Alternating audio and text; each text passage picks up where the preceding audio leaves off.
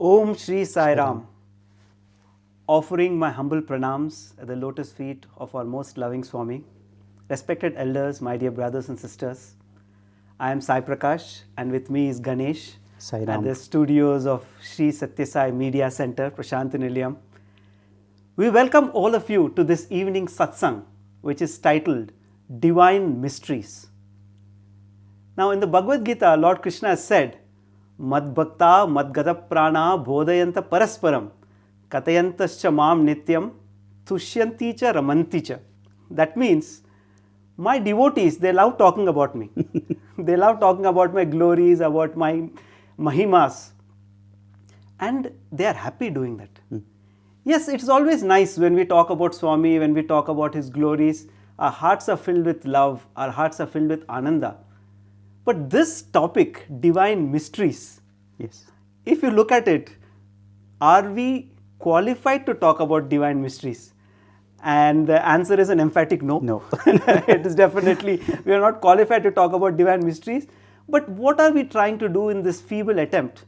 What we are trying to do is, we are trying to present to you some of these mysteries that Swami has partially demystified in many of his discourses. Exactly. So Swami has touched upon some of these divine mysteries and we would like to present them to you. But what is the use of doing this? What is the benefit from doing this? One beautiful thing that happens, which said Gyatum Drashtum Praveshtum, when you know these divine mysteries and when you understand them to the level of our ability, and when you are sincere about it, you start experiencing. So when you try to understand these divine secrets, the secret behind this creation, the secret behind these divine mysteries, the experience is very real. Exactly. The experience is very personal and very real, and that is something worth exploring. And in the course of this satsang today, we will be having two aspects. On one side you have words and on one side you have explanations and descriptions. On the other side we are talking about an experiential aspect. We pray to Swami that he guides us through this Parayanam. Very good, Prakash. First of all, I would like to add to what you have told. An experience is to be experienced. Right.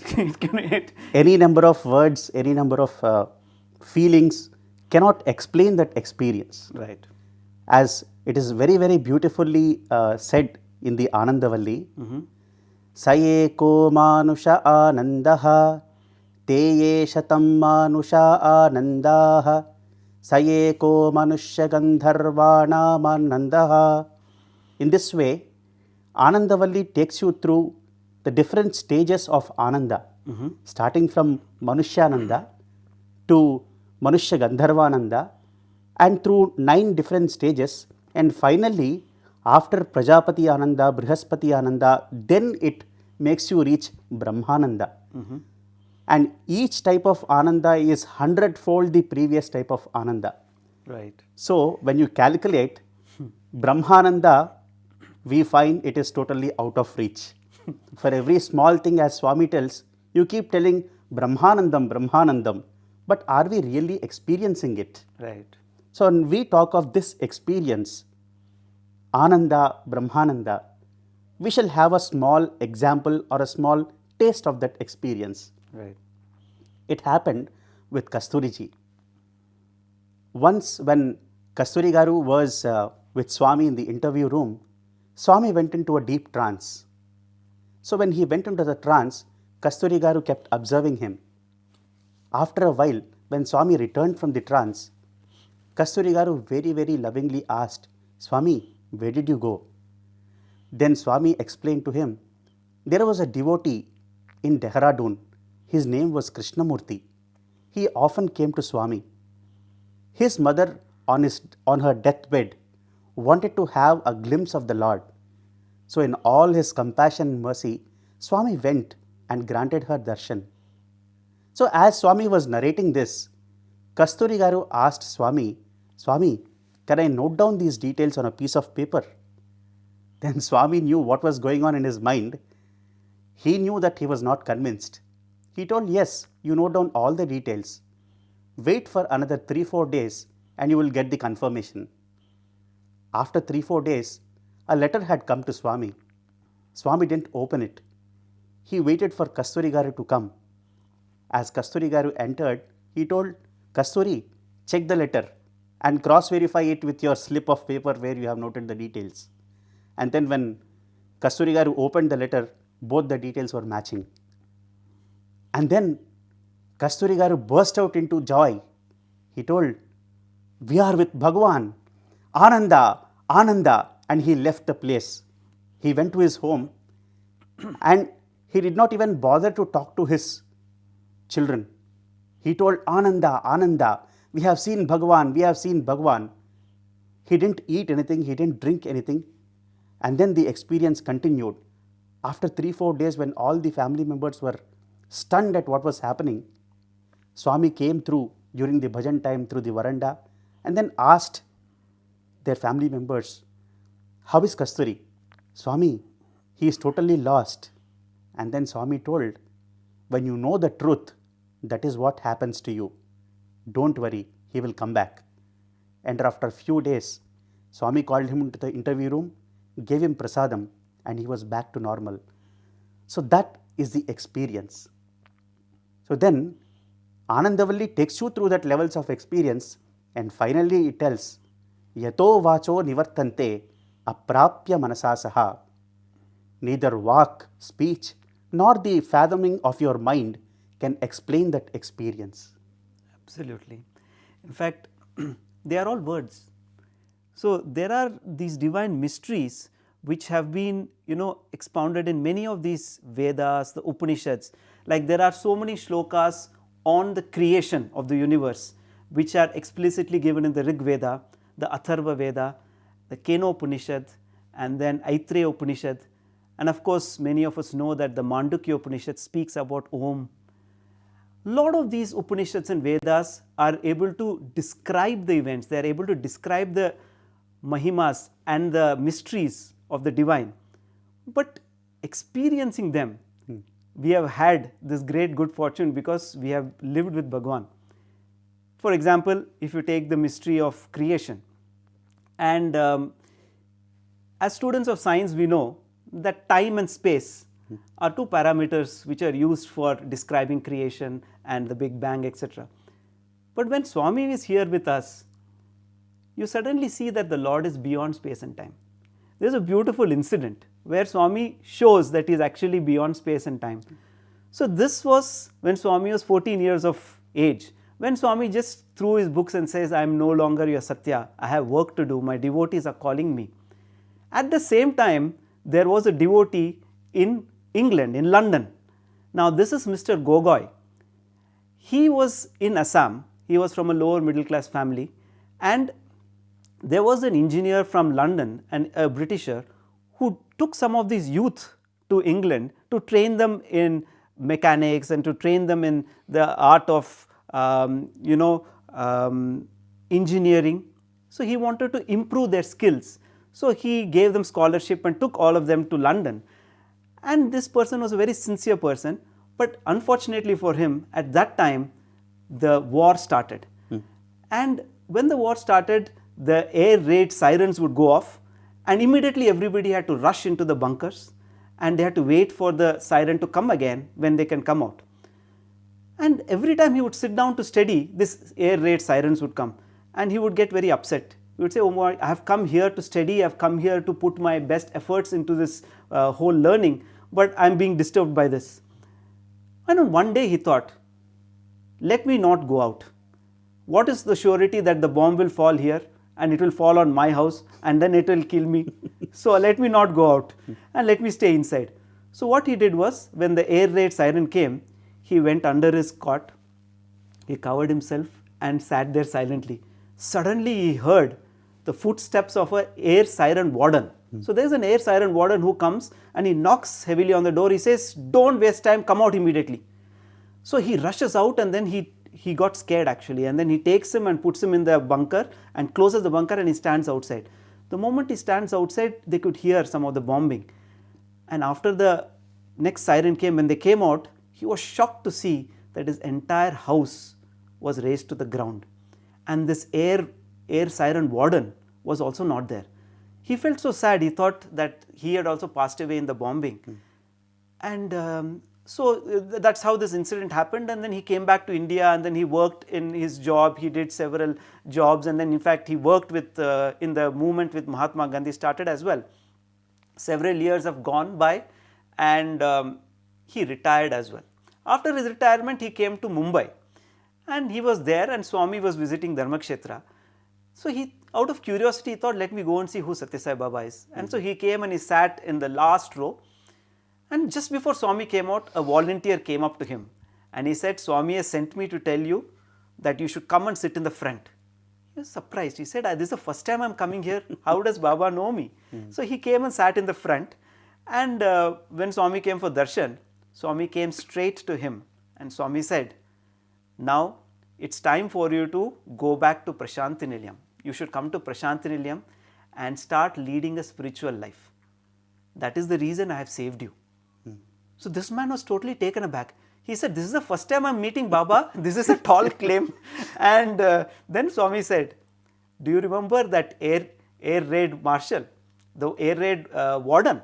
He said, yes, Swami, I remember. Poor thing, he passed away when the bombing happened. Swami said, no, I am that air raid warden. I saved you then so that you can come now and lead your life on the spiritual path.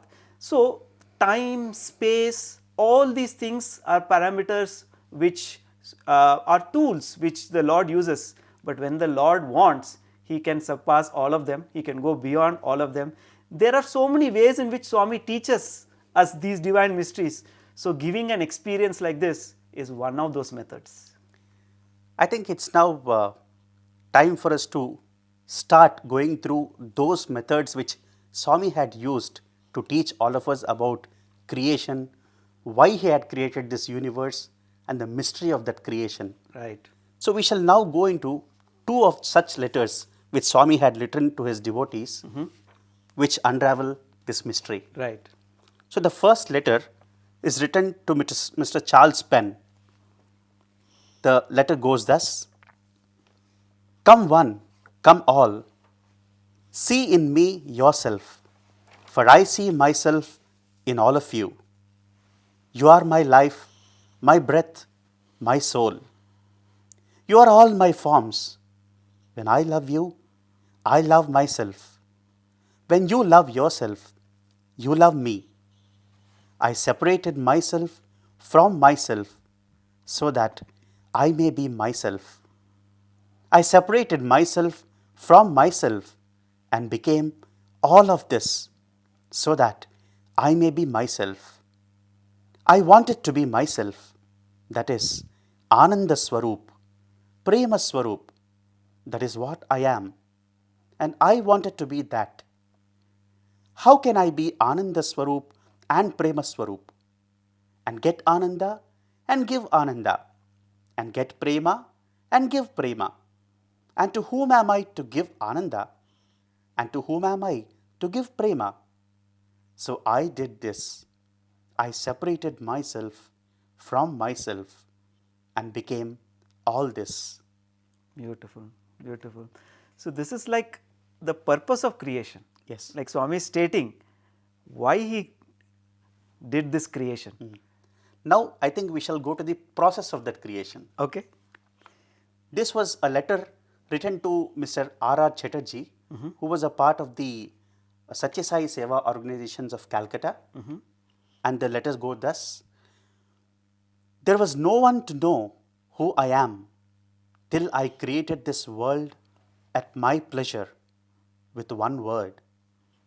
Immediately, mountains rose up, rivers started running, earth below and sky over its head, oceans, seas, lands and watersheds, sun, moon and desert sands sprang up from nowhere to prove my existence. Then came all forms of human beings, mankind, beasts and birds, speaking, hearing and flying, and all powers were bestowed upon them under my orders. The first place was granted to mankind, and my knowledge was placed in his mind. Come one, come all. Let us not be called ungrateful. Let us faithfully serve Him and love Him, love Him, love Him. So beautiful. So profound. So profound, so beautiful. In fact, how Swami is giving us a glimpse of the entire process of creation, and in a sense, having known that, what we should do. So, we should now start contemplating on that which Swami had given it to us. We shall start this process seeing a beautiful video that is shown in Chaitanya Jyoti. This is a very brief version of that, where it starts with the Vedas, which start unraveling the mystery.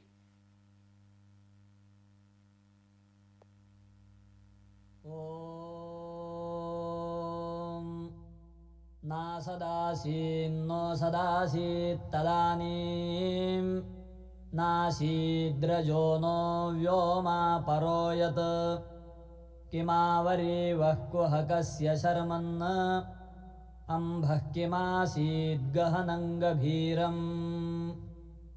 Neither non-being nor being was as yet. Neither was airy space nor heavens beyond. न मृत्युरासीदमृतन्न तर्हि न रात्र्या अह्न आसीत् प्रकेतः आनीदवातं स्वधया तदेकम् तस्माद्धान्यन्न परः किञ्चनासा.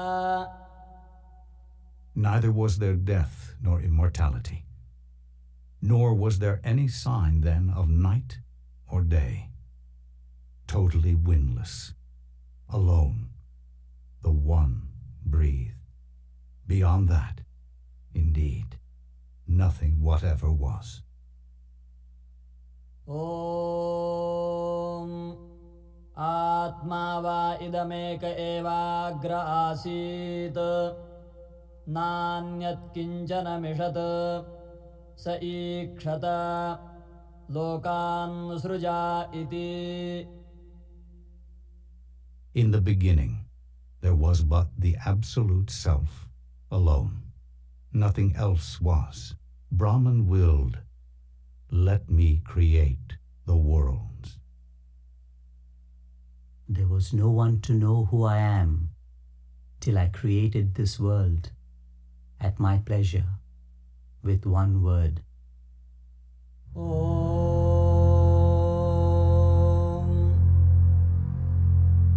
तस्माद्वा एतस्मादात्मन आकाशः सम्भूतः. From Om, the 5 elements came to be. The first was space. आकाशाद् वायुः.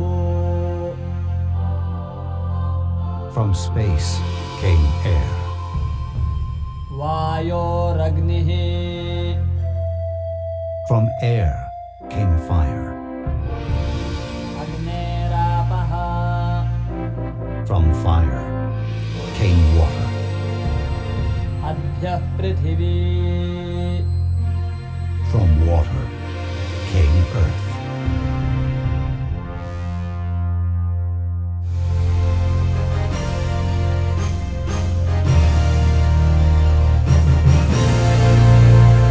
Immediately, mountains rose up. Immediately, rivers started running. Earth below and sky over its head. Oceans, seas, lands and watersheds. Sun, moon and desert sands sprang up from nowhere.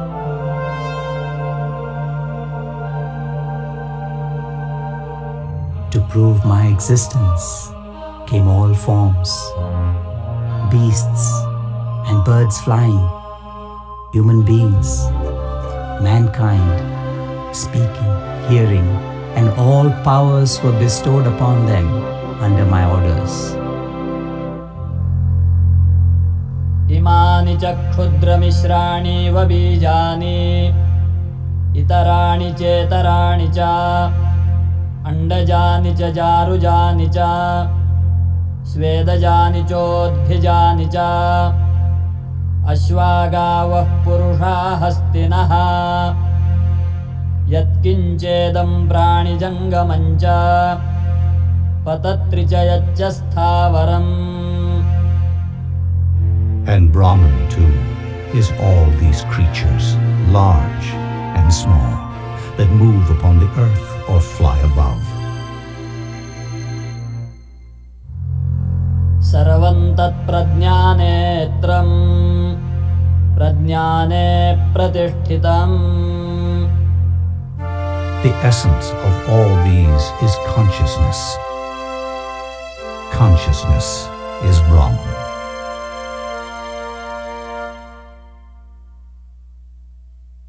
The first place was granted to mankind, and my knowledge was placed in his mind.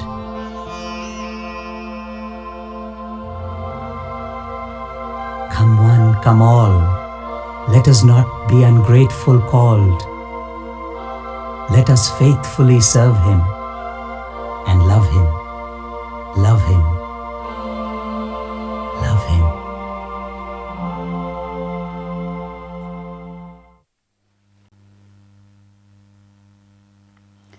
So that was the beautiful video, and we played a small portion of the video which is generally shown in the Chetan Jyoti.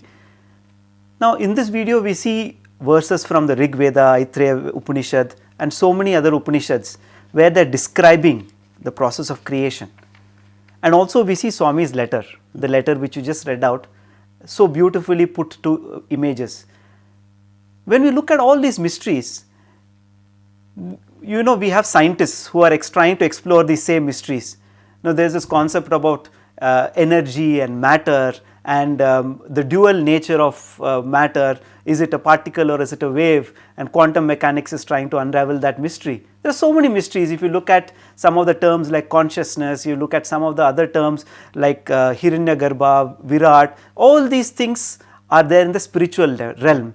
They don't figure in the scientific realm. But these are all mysteries nevertheless. But one thing we can all agree upon is that the basic building blocks of this creation are the 5 elements. And Swami has spoken about 5 elements as the basic building blocks in one of his discourses in the summer course of 1990, where Swami speaks about the reality of who we are. He says you are not just the body, senses, mind, buddhi, but you are the Atman. In the process, in the discourse on the 3 gunas, Swami speaks about the Panchabhutas. In fact, in South India, there are temples where these Panchabhutas are worshipped. The element of space, Akasha, the first element is Akasha. Akasha is worshipped in Chidambaram in the Nataraja temple. Then Vayu, Akashat Vayu. So Vayu is worshipped in Kalahasti in Andhra Pradesh. Then Agni is worshipped in Arunachaleshwar temple in Tiruvannamalai. Then Apaha, water is worshipped in Tiruvannai Kaval temple in Trichy. And then earth, Prithvi is in Ekambareshwar temple in Kanchipuram. So our ancients knew that the 5 elements are vital for creation, and the way these 5 elements combine and come together is a real big mystery. And we have taken some of these points from the 1990 Summer Showers discourse that I just mentioned, and we have tried to put forward and present to you, dear viewers, a glimpse into this mystery. It is quite complicated, and this is just a feeble attempt we are making, but we are praying to Swami that he guides us through this effort of trying to explain the process of creation. What I will do is, I will request the team to play a few slides, and as the slide is changing, I will explain about what the slide is presenting. So, in the beginning, there was nothing, and from nothing, when the Absolute alone existed, that Absolute first interacted with the 3 gunas. The first guna is the Sattva guna. Sattva guna is represented by white, So you see the white circle around the absolute, and then we have the red circle, which is the Rajoguna. So the Rajoguna is represented by a red circle, which is around the absolute. Then we have the Tamoguna. Tamoguna is represented by the black circle. So these three gunas were first, the absolute expressed itself through these three gunas. So the three gunas were the first level of expression. Now once these three gunas were kind of contemplated upon, if you were to say that, yes, then what happened? The absolute interacted with the Sattva guna. So when the absolute manifested through the Sattva guna, the first element was formed, and that is called the Akasha. Now this is not the gross Akasha that we talk about, this is the subtle Akasha, the subtle form of Akasha element. So this entire process is a precursor to the Akasha Dvayuhu Vayoragni. Exactly. So in the video we saw Akasha Dvayu, Vayoragni, Agni Rapaha. This is a precursor to that. Yes. So from the absolute we have the subtle Akasha. Now from the subtle Akasha, when the absolute interacts with the Sattva and the Rajas, then you get a subtle Vayu. So the subtle Vayu. Then when it interacts with Sattva, Rajas and Tamas, then you get subtle Agni. Then again when you add a little more tamas to it, then you get Apaha, subtle Apaha. So then when you add a little more of tamas to that, then you get subtle Prithvi. So these are the subtle elements. Now these 5 subtle elements are formed when the absolute interacts with these gunas. Now each of the subtle elements themselves start interacting with the 3 gunas. Exactly. So this is a whole game is of permutations and combinations, and so the subtle elements now start interacting with the 3 gunas. Now when the subtle Akasha interacts with the Sattva guna, what we get is Shabda, hearing. The faculty of hearing. The faculty of hearing is created when subtle Akasha interacts with Sattva guna. Then we have the subtle Vayu. When it interacts with Sattva, you get the second Jnanendriya, which is Sparsha, touch. Then subtle Agni, when it interacts with Sattva, you get the third Sabda, Sparsha, Rupa. Then when we have subtle Apaha, that is the water, when it interacts with Sattva, you get Rasa, taste. And then subtle Prithvi, when it interacts with Sattva, you get Gandha, that is smell. Now these Jnanendriyas are the faculty of hearing, faculty of touch, sight, taste, smell, along with the organs. So for example, Shabda symbolizes the ear, then Sparsha is the skin, the touch. Then Rupa is the eyes, the sight. Then Rasa is the taste, represented by the tongue. And then Gandha is the smell, represented by the nose. Now when the same subtle elements interact with the Rajasic guna, then you get the Karmendriyas. So when you can see 5 dots which come out of the red line. So when the subtle Akasha interacts with the red line, which is represented by Rajoguna, then you get a Karmendriya. The first is Vak, speech. So the subtle Akasha gives speech. These are the Karmendriyas. Then the subtle Vayu, when interacts with Rajasic, it gives the hands, gives rise to hand. Then Agni gives rise to the feet. And then we have Apaha and Prithvi. When they interact, they give rise to the excretory system in the body. So all these Jnanendriyas and Karmendriyas are formed with the interaction of the subtle elements with the Sattvic and Rajasic gunas. Now when you combine the Sattvic aspects of the 5 subtle elements, for example, when you combine the Sattvic aspect of subtle Akasha, Vayu, Agni, Apa and Prithvi all together, they form the Antakarnas. So the next slide shows how 5 SE, that is the 5 subtle elements plus the Sattvic with plus Sattva, it gives rise to the Antakarnas. Now same 5 subtle elements, when they interact with Rajas, they give rise to the Pancha Pranas. So what are these Antakarnas? The next slide shows the Antakarnas are Mano, Buddhi, Chitta, Ahankara. So the Manas, Buddhi, Chitta, Ahankara, these are the Antakarnas, and the 5 Pancha Pranas are Prana, Apana, Vyana, Udana, Samana. So these are the pancha pranas. So the subtle elements with their interaction of the sattvic and the rajasic gives rise to all these things, the pancha, the karmendriyas, the jnanendriyas, the antakarnas and the pancha pranas. Pranas.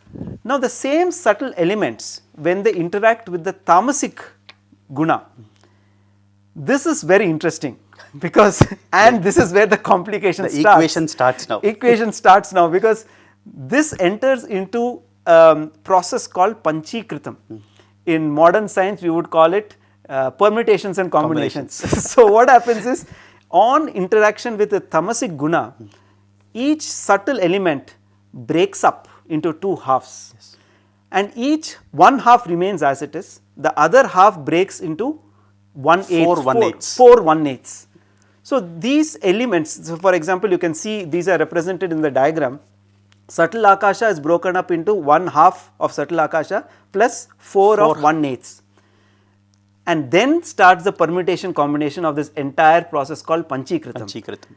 Now for making this whole process a little bit easier for our viewers, what I thought is we could try out a little live demonstration of how these subtle elements combined and formed the 5 gross elements. So now we are able to see those. So now you are able to see. So now this is molding dough that children use for making different toys. So now we are going back to this dough to make the 5 elements. So if you see this, this is representing the subtle akasha. Now the subtle akasha, let us break it into 2, and then you make this same subtle akasha into 4 elements. 4 elements. So the subtle akasha has broken it into 1/2 and then 4 parts of 1/8. So we have 4 parts. Now the same applies for the other 4 elements as well.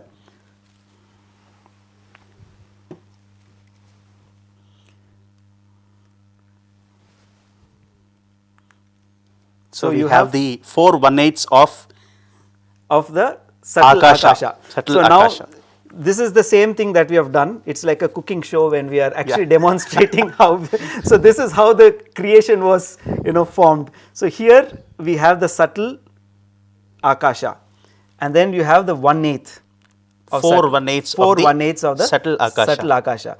Now what happens is this half of subtle akasha combines with 1/8 of akasha, vayu, agni, apaha and prithvi.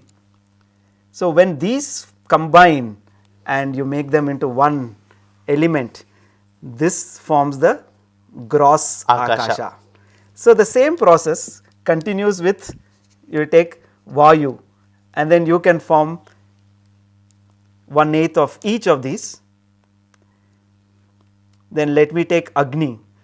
Agni again combined with 1/8 of each of these.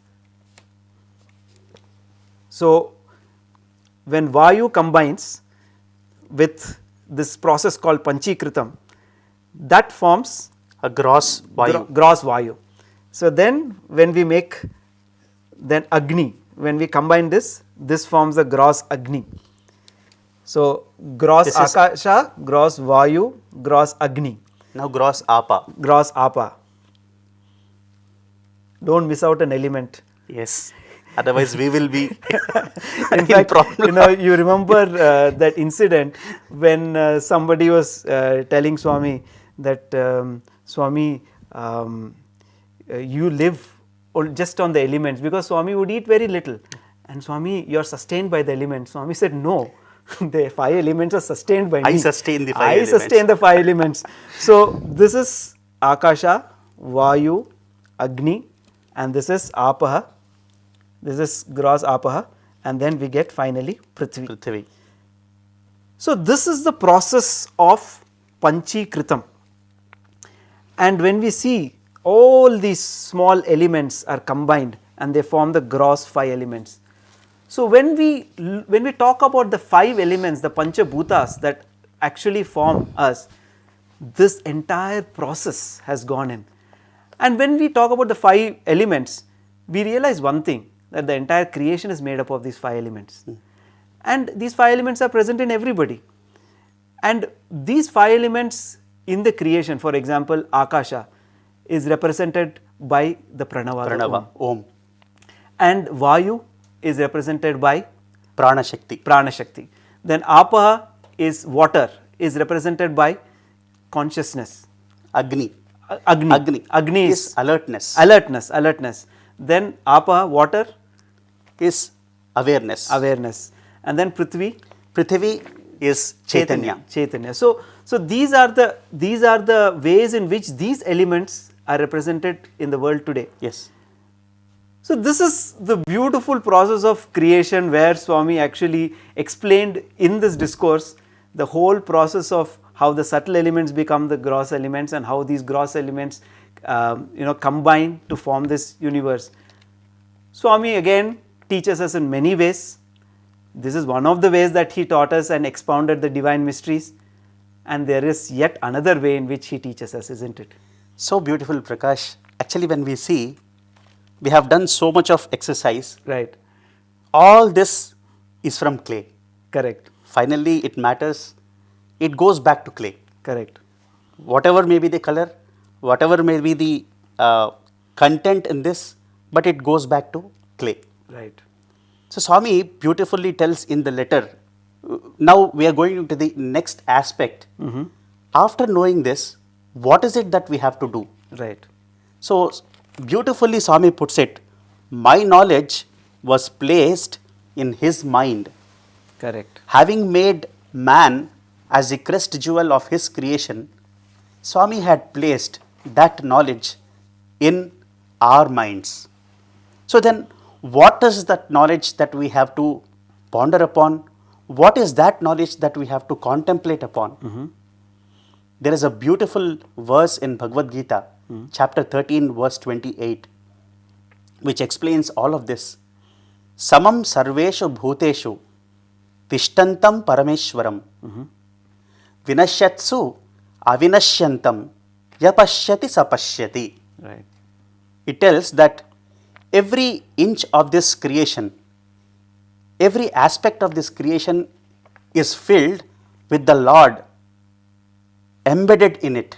He has installed in every inch of this creation equally. And then, when is our knowledge complete? A person is considered knowledgeable when he thinks that vinashyatsu avinashyantam. In the destructible, he is present as the indestructible. Right.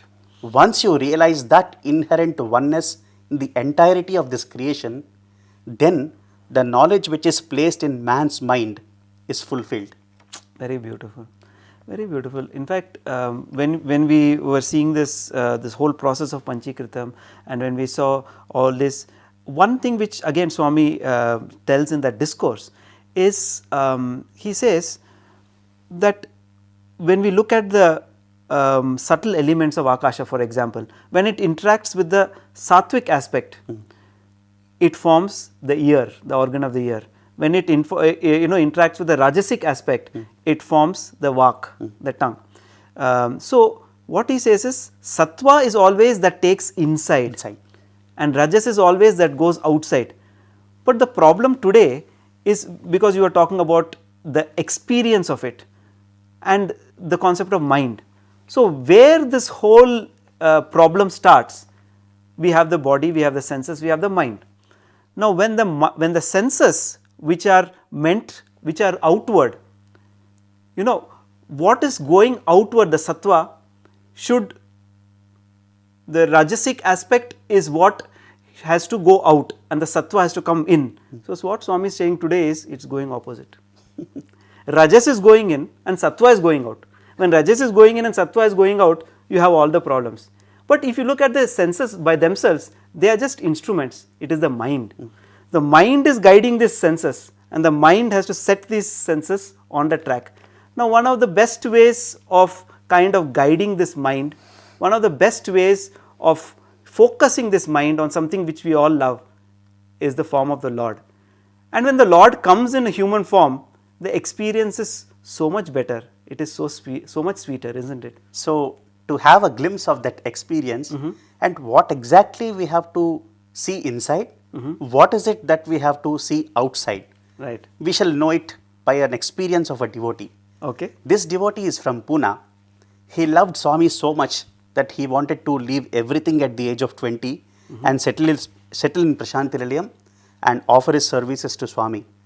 Any small service would do and make him happy to stay with Bhagwan. Swami assured him but kept postponing because the right time had to come. Right. So then the process went on. He told, I will give you something very, very big. Then he was not convinced with Swami was telling. And then he went on to pester Swami, Swami, please, I want to stay with you in Prashanthi Nilayam and offer my service. Then Swami once he called him, he told, I am always there with you, in you, around you, above you, below you. Have that faith. And then Swami granted him an interview in which a very unusual thing happened. Swami touched his head and he told, I am there in your head. Okay. Swami touched his eyes and told, I am there in your eyes. Swami touched his ears and told him, I am there in your ears. Swami touched his mouth and told him, I am there in your mouth. Swami touched his shoulders and told, I am there in your arms. Swami touched his feet and told, I am there in your feet too. This is what you have to contemplate upon. The person was very, very blissful. With that experience, he went out of the interview room. This he took as an opportunity. When Swami had gone on an outing, he was contemplating and meditating upon the fact. So as he was sitting in the meditation, after a few minutes, Swami had come and he was standing right in front of that man who was meditating. So this devotee opened his eyes and Swami asked him, what are you doing? And he told Swami, I am meditating upon you. Then Swami showed, are you meditating on this? Are you thinking of this? Yes, Swami, I am thinking that, I am meditating that you are everywhere. So this Swami is everywhere? Then Swami told, you have to close your eyes and meditate and contemplate upon the fact that Swami is present everywhere. And you have to open your eyes and experience the fact that Swami is everywhere. So this is the beautiful lesson that Swami had taught this person that day. And this is the kind of experience that all of us need to imbibe. Having known Bhagwan, having heard him, having experienced him, we should start extending that experience by seeing him in all that is around us. Very nice. In fact, there is this beautiful incident experience of one Mr. Indreshwar Rao, where how Swami reveals himself. Exactly. So this one way of teaching is when he tells in the discourses, when he comes and personally guides you. The other way is he just gives an experience where the mind has to just believe. The mind doesn't have any other choice. Let us listen to this beautiful experience where this devotee has experienced Bhagwan as the creator, sustainer and the one who destroys.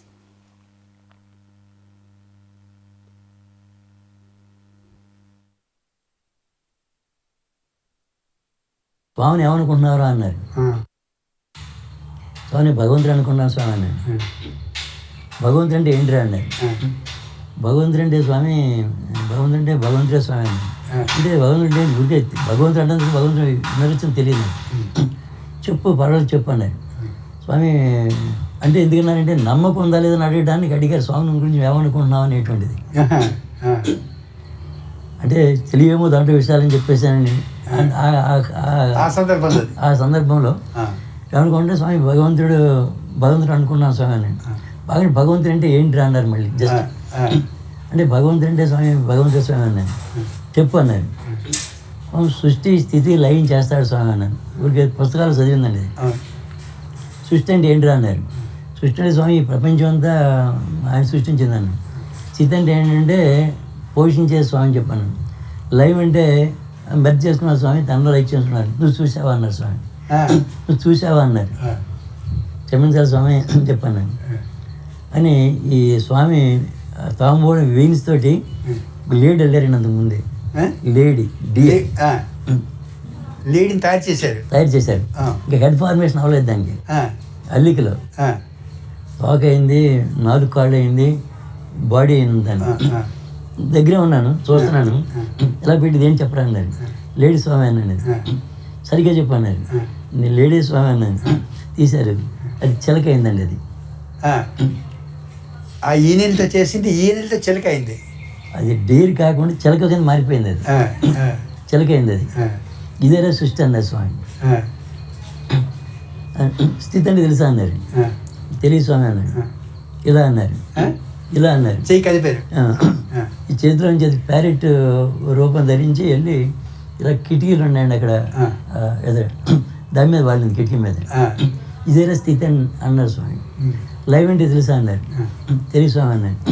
ఇలాగన్నారు. డిజైపర్ అయిపోయిందండి. అది అయిపోయింది, డిజైపర్ అయిపోయింది. ఇదేరా సృష్టి స్థితి live అంటే అని అంటూ, నా మహిమ తెలియకందరూ ఈ మాయలు పడరి, ఈ మాయలు పడరి. Wow. once you have experienced something like that, then the mind just goes for a spin. There's nothing else. You know, this is so beautiful. Swami takes the pain of explaining to us and at appropriate times gives us this experience. And sometimes what Swami does is, when he's with the students, how to make the students understand these deep concepts. Sometimes, you know, when we had the opportunity to sit with Swami, we would ask Swami all sorts of questions, and Swami would very lovingly give answers. And the best part of the Lord is, he is always in that awareness of, you know, explaining the greatest divine mysteries. And here is a clip where some students are asking Swami a few questions, very deep spiritual questions, trying to understand these divine mysteries, and how Swami gives answers which are absolutely relatable and which are very practical. The way Swami explains it is very practical. There is no need of any explanation. This clip is so beautiful, and all of us can just enjoy that we are so fortunate to listen to Swami explaining some of these deep concepts. Now we will play a clip from Swami's trip in Kodaikanal.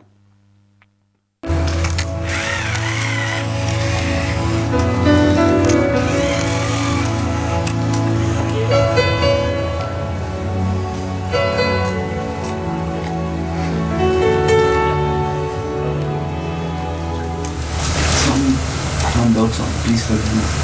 Swami, you said, Swami, God created the universe, everything God created. But before the universe was created, before this consciousness was there, Swami, was God there before the universe?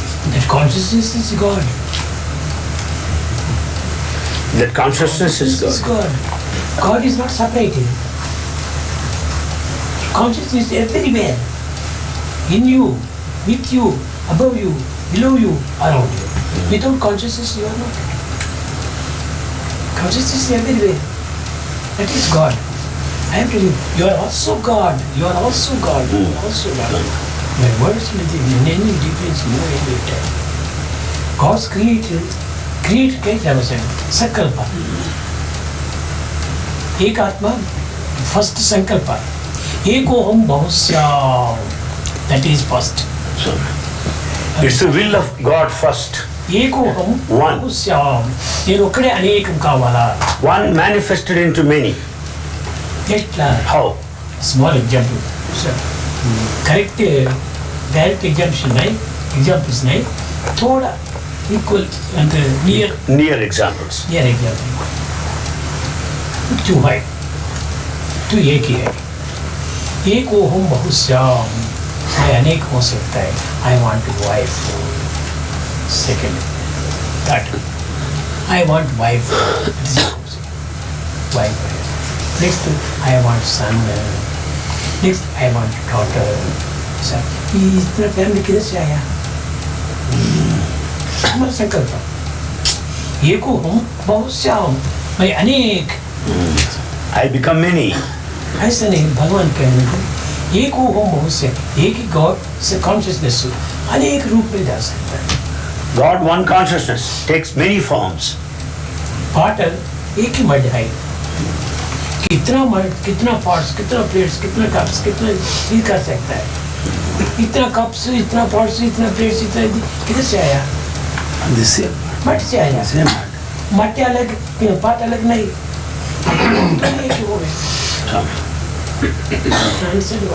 ऐसा consciousness and you are also same. Or only part. Part में मट है। चेपुनु वाला में Consciousness is everywhere. You are also consciousness. That's why Bhagavan says, you are also God. And you are the pot. The consciousness is inside, within you. A potter makes out of the mud, a pot, plate, cup, everything he makes, so many things. Out of the same mud. And the pot and mud are not separate. In the pot also there is mud. pot and mud is not separate. Pot and mud are not separate. Not separate. Not separate.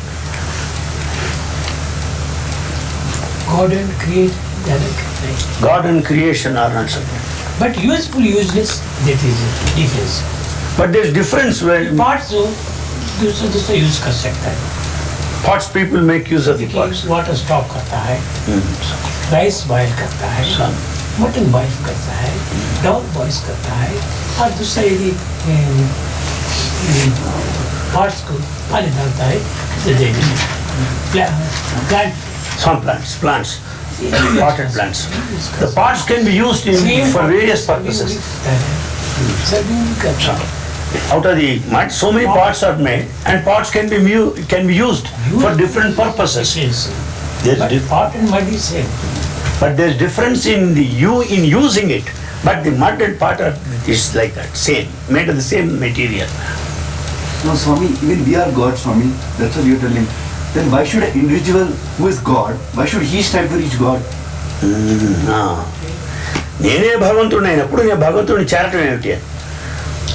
నేను భగవంతుడిని అనేటువంటి confidence పూర్తి అయితే చేరనక్కర్లేదు. When once you have full confidence you are God, there is no question of reaching God. That is reaching. That is reaching. The very awareness that you are God is. I am God, there is no any reaching. Nothing reaching. Reaching है नहीं. No reaching. Only one. Question की कोई तो है भला इतना वो stage है ना, नो एनी रीचिंग अलग नहीं, दूसरा पर्सन अलग नहीं. At that stage, when you know that you are God, there is no question of reaching. No second. No second, only that. Second. No second. एकम एव अद्वितीयं ब्रह्म, not two only. Only one, not two, only one. वो stage नहीं आता, वो कौन सी जा सकता? That stage you have not got it, therefore you have to reach. So you have to reach. Go. Yes. You have to go. How to reach? Huh? How to reach? देखो अभी after lunch, after dinner, tiffin Swami ji के पास जल्दी आ सकता है, try करता है. एक किसी में बैक सीट में हो सकता है, एक किसी में फ्रंट सीट में मिल सकता है. तुम्हारी interest, Prema, that is love, that is तुमको कितना जल्दी आता है बैठता है. दूर बैठता है.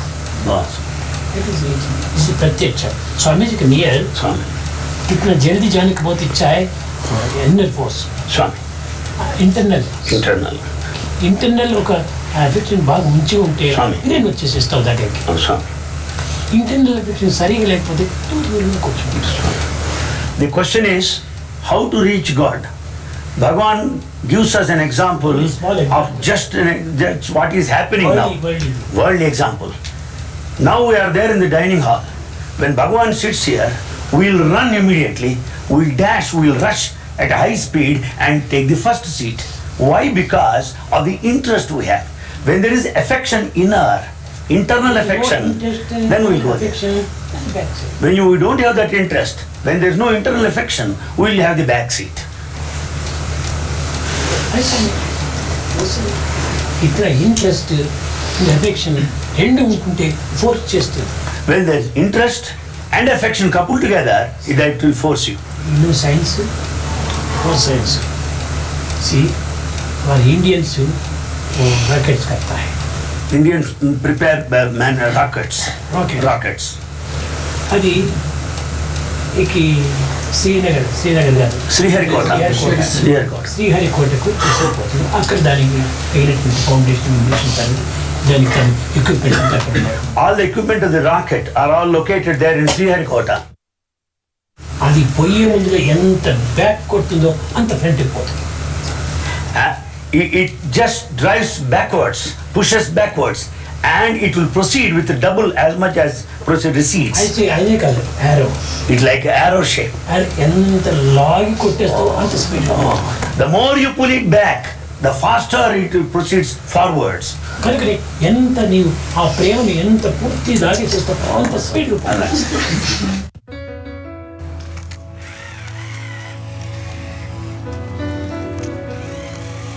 So beautifully, there are no words to explain because this is an experience listening to Swami.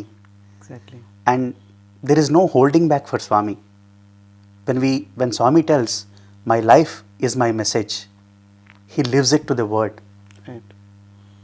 When Swami is so confidently telling all the boys that when you love someone, you are so eager, you are so energetic to come nearer to the Lord. What does the Lord have for us? That much more love he has for us. Right. Everything boils down to that love. And what best experience can we have other than experiencing the love of Swami? I am reminded of a very, very beautiful incident that happened to Sri Raman Rao Garu, an elderly devotee of Swami. When he was new to Swami, during one of the Dasara celebrations, after the Purnahuti and after Swami did the Prokshanam, it was almost 11 o'clock in the morning. And Swami was sweating so profusely, and this devotee, in all his love for Swami, he wanted Swami to take rest.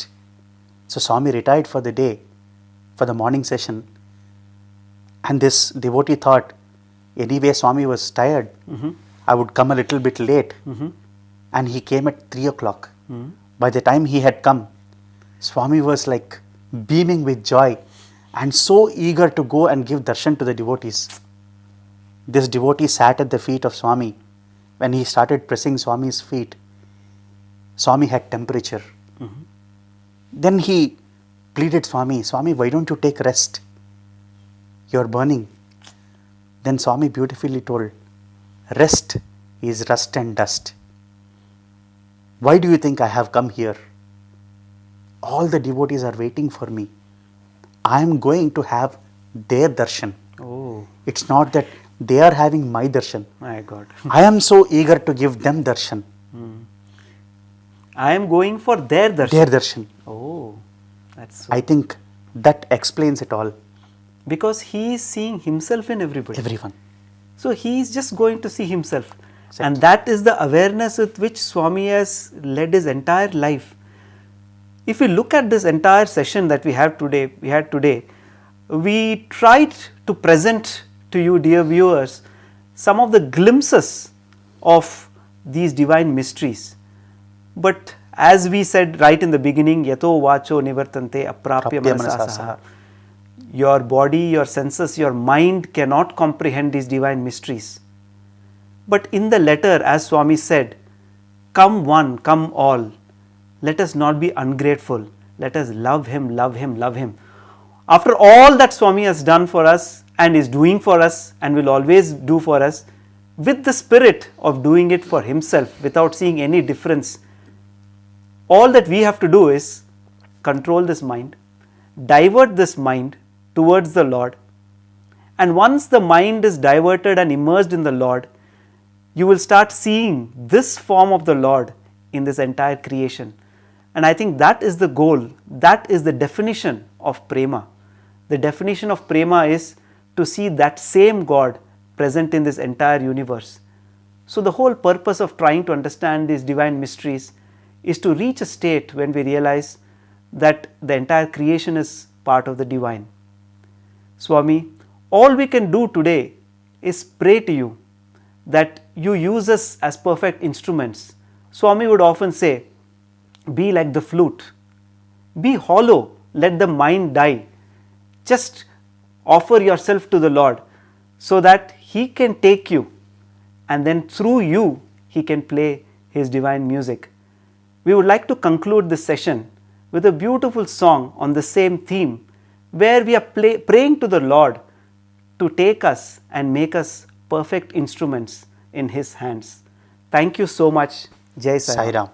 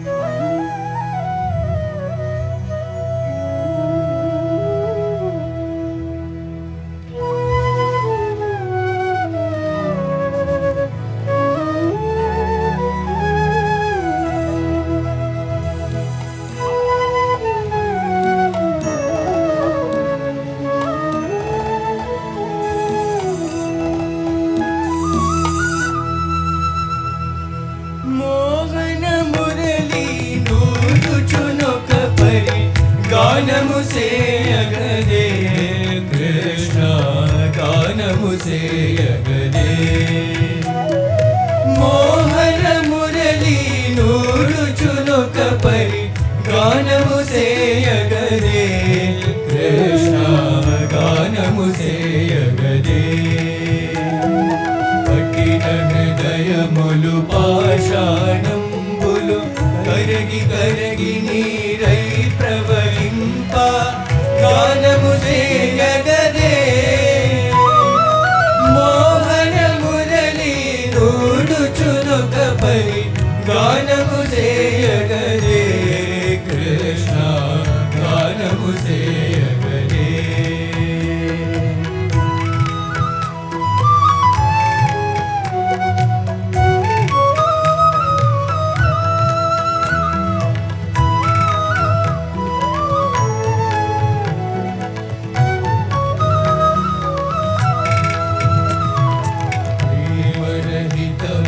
భూములలో ప్రేమాంకురములు పెంపొంద ప్రేమావేశముతో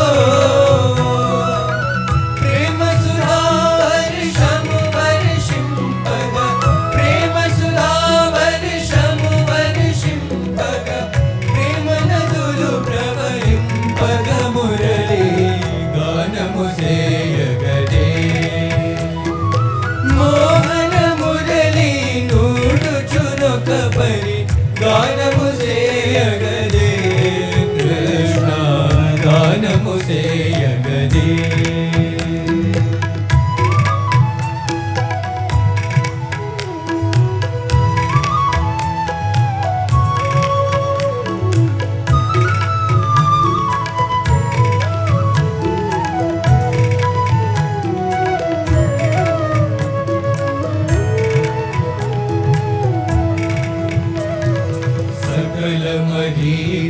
one संयुतये जलनिधि जंतु विकानुतये संतोषं बलरा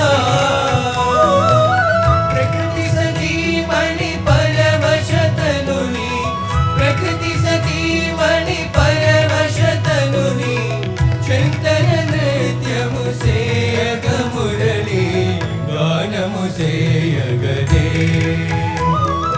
मोहन मुरली नूरुचुनुक परि गानमु सेयगदे कृष्ण गानमु सेयगदे